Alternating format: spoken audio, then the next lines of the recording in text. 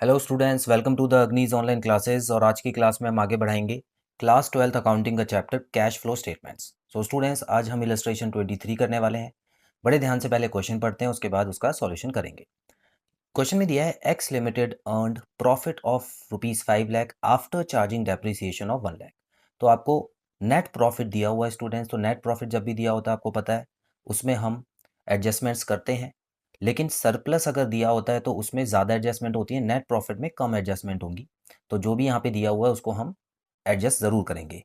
लेकिन ये आपको डेप्रिसिएशन काटने के बाद दिया हुआ है, तो इसका मतलब है वो डेप्रिसिएशन का स्टेप तो नंबर 2 होता है। तो जब सेकेंड स्टेप में पहुंचेंगे तो डेप्रिसिएशन वापस ऐड कर देंगे, सिंपल है। लेकिन ये जो जनरल रिजर्व है ये स्टेप 1 में ही होता है। तो इसका मतलब है स्टूडेंट्स, यहाँ पर जनरल रिजर्व का पैसा भी जो है वो आपको वापस लाना है, तो इसको ऐड करना है, ये स्टेप 1 में ही होगा। ठीक है। बाकी गुडविल, एमोटाइज्ड और gain on sale of machine तो आपको पता ही है, ये नॉन कैश एक्सपेंस हो गया है और ये नॉन ऑपरेटिंग इनकम हो गई है। तो ये तो सारे स्टेप 2 में ही आते हैं, सिर्फ जनरल रिजर्व जो है वो स्टेप 1 में आएगा। उसके बाद एडिशनल इन्फॉर्मेशन में स्टूडेंट्स आपको डेटर्स के बारे में बताया है, क्रेडिटर्स हो गए, प्रीपेड एक्सपेंस, बीआर हो गया, बीपी हो गया, और उसके अलावा आउटस्टैंडिंग एक्सपेंस हो गए। तो मतलब यहाँ पे तो करंट एसेट्स और करंट लाइबिलिटीज़ के अलावा कुछ नहीं है। तो ये तो हम स्टेप 3 में कर लेंगे। ठीक है। अब यहाँ पे आपको टैक्स के बारे में कुछ नहीं दिया हुआ, तो इसका मतलब स्टेप 4 होगा नहीं, और एक्स्ट्रा ऑर्डिनरी आइटम भी कोई नहीं है, तो इसका मतलब स्टेप 5 भी नहीं होगा। तो ये 3 स्टेप्स में हमको खत्म कर लेना है। आइए जल्दी से शुरू करते हैं स्टूडेंट्स। छोटा सा क्वेश्चन है। सबसे पहले मैं यहाँ पे लिखूंगा net profit, net profit before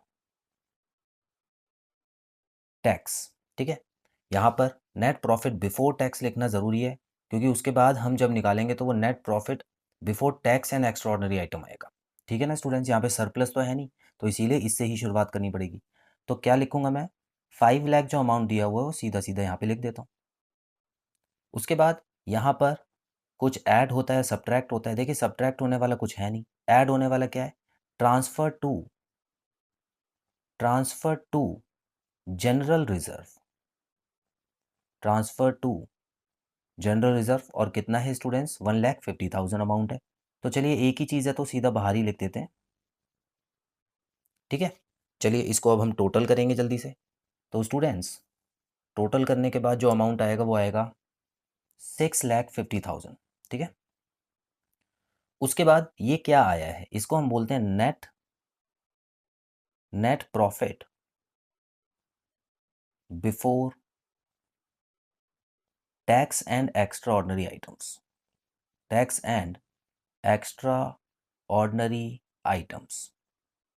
ठीक है। अब यहाँ पर हम नॉन कैश की एडजस्टमेंट्स को और नॉन ऑपरेटिंग एक्सपेंस की एडजस्टमेंट को करेंगे। कुछ चीज़ें ऐड होती हैं, कुछ चीज़ें लेस होती हैं। अब इसमें दोनों ही चीज़ें हैं, तो देख लेते हैं स्टूडेंट्स। ऐड क्या होता है, डेप्रिसिएशन। हमेशा डेप्रिसिएशन जो होता है वो ऐड होता है, तो 1 लाख मैं अंदर लिख देता हूँ। उसके अलावा गुडविल की वैल्यू भी कम हुई है स्टूडेंट्स, है ना।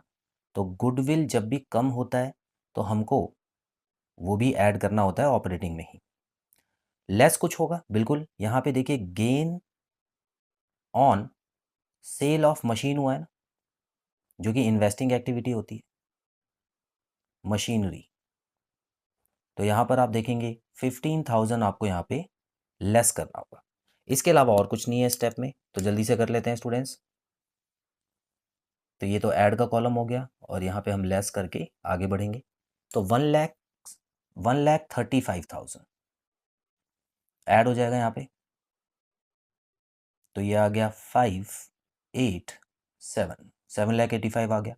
और इसमें से हम 15,000 माइनस करने वाले हैं, तो ये आ जाएगा 0, 7 एंड 7।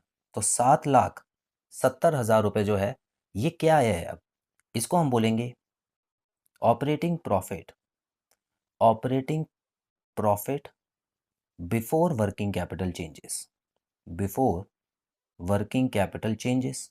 अब हम वर्किंग कैपिटल को चेंज करेंगे, मतलब एसेट्स और लाइबिलिटीज, जो current assets and current liabilities है।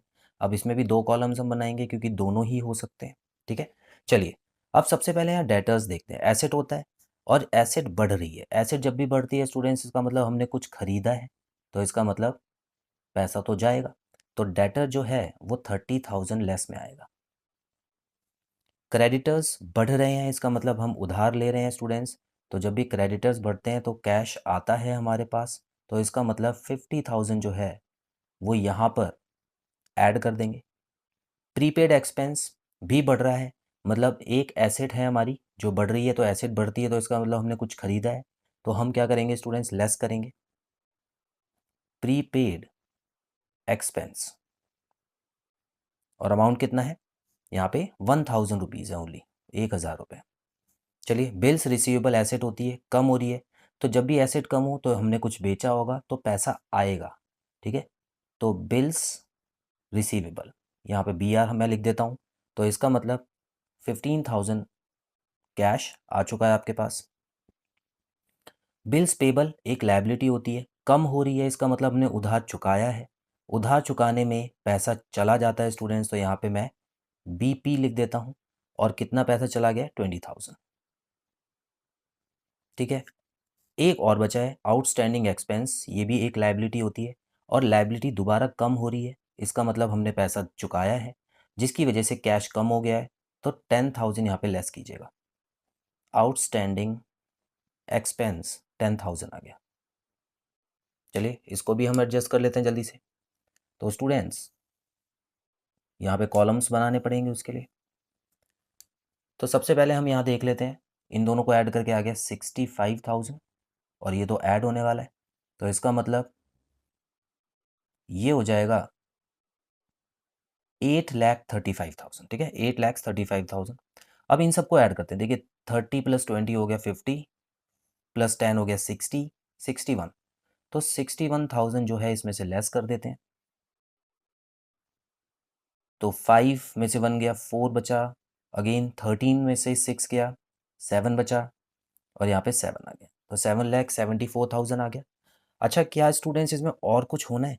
देखिए, यहाँ पे ना ही टैक्स के बारे में कुछ दिया हुआ है, कुछ भी नहीं है, ना ही कोई हिंट है, ना प्रोविज़न दिया हुआ है, कुछ भी नहीं दिया हुआ, तो इसका मतलब है टैक्स वाला स्टेप नहीं होगा। अगेन, कोई एक्स्ट्रा ऑर्डिनरी आइटम भी यहाँ पे नहीं है, तो इसका मतलब है एक्स्ट्रा ऑर्डिनरी आइटम जैसे इंश्योरेंस क्लेम या कोई भी ऐसी चीज़ जो रेगुलर नहीं होती है, कभी-कभी होती है, ठीक है? तो ये सारी रेगुलर होने वाली चीज़ें दी हैं, तो यहाँ पर जो स्टेप 5 है, वो भी नहीं होगा। तो क्या हमारा आंसर आ चुका है? बिल्कुल स्टूडेंट्स, हमारा आंसर आ चुका है। तो यहाँ पे आप सीधा लिखना cash flow from cash flow from operating activities, ठीक है? तो यही आपका आंसर है, और क्योंकि पॉजिटिव में है इसीलिए मैंने वर्ड फ्लो फ्रॉम लिखा है। तो स्टूडेंट्स, आई होप आपको पहले से ज़्यादा अच्छे से क्लियर हो रही होंगी चीज़ें। सो आने वाली क्लासेस में और क्वेश्चंस करेंगे ताकि आपके डाउट्स क्लियर हो पाएँ। सो बहुत जल्द मिलते हैं अगली क्लास में। Till then, bye bye.